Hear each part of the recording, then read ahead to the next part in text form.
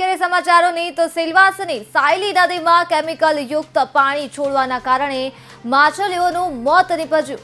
જેએસકે company દ્વારા chemical યુક્ત પાણી નદીમાં છોડવાનો ગંભીર કિસ્સો પ્રકાશમાં આવ્યો છે। આ ઘટના બાદ નદીનું પાણી સંપૂર્ણ સફેદ થઈ ગયું। એટલું જ નહીં, આ પાણીમાં રહેલી માછલીઓનું પણ મોત નીપજ્યું। આ કેસની તપાસ બાદ સાયલી અને રખોલી પંચાયતે કંપની પર ₹1,14,000 રૂપિયાનો દંડ ફટકાર્યો છે।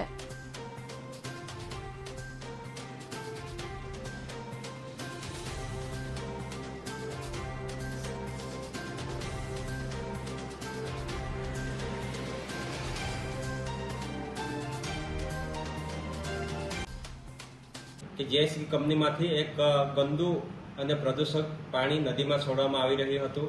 તો તરત જ અમે અમારા ટીમ સાથે જે સુપરવાઇઝર છે સતીશભાઈ, એમના જોડે અમે ઘટના સ્થળે પહોંચી ગયા હતા અને ત્યારબાદ અમારા પેલા સાહેબને વાત કરી હતી અને તેઓ પણ આવી પહોંચ્યા હતા અને તુરંત જ અમે કંપનીમાં જઈને વિઝિટ કરી અને અમારા જે નિયમ પ્રમાણે જે પેનલ્ટી મારવાની હતી તે પણ અમે 57,000ની પેનલ્ટી મારી હતી અને રખોલી પંચાયત દ્વારા પણ 57,000 પેનલ્ટી મારી હતી અને સાયલી પંચાયત તરફથી પણ 57,000 પેનલ્ટી મારી હતી। તો ત્યાર પછી અમે કંપનીને નોટિસ આપી છે અને હવે પછી કોઈ પણ આવું ગંદુ પાણી નદીમાં છોડશો ને એવી સ્ટ્રિક્ટલી વોર્નિંગ આપી છે।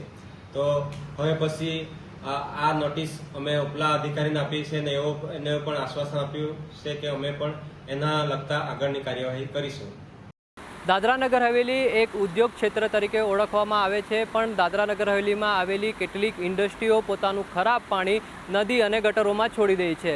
તેવો જ એક મામલો દાદરા નગર હવેલીના સાયલી ખાતે આવેલી જેએસકે કંપનીનો સામે આવ્યો છે, જેઓ પોતાનું ખરાબ પાણી ગટરમાં છોડી રહ્યા હતા અને નદીમાં છોડી રહ્યા હતા। જ્યારે આ ઘટનાની જાણ સ્થાનિકો લોકો અહીંયા માછલી પકડવા આવતા હોય છે ત્યારે જોયું હતું અને એ માછલીઓ પણ મરી ગઈ હતી।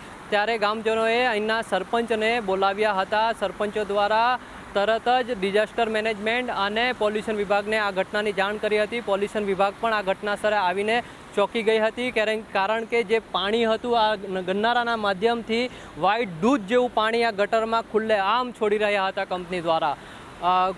ડિપાર્ટમેન્ટે કડક કાર્યવાહી કરતા રખોલી પંચાયત અને સાયલી પંચાયત દ્વારા 57,000નો દંડ, એમ કુલ 1,14,000નો દંડ આ કંપનીઓ પર મારવામાં આવ્યો છે।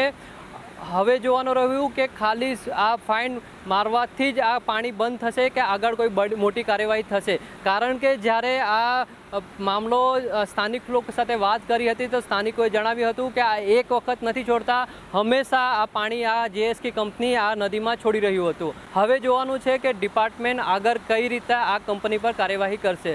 હું કુનાલ ટેલર, ભારત ટાઈમ્સ, સિલવાસા।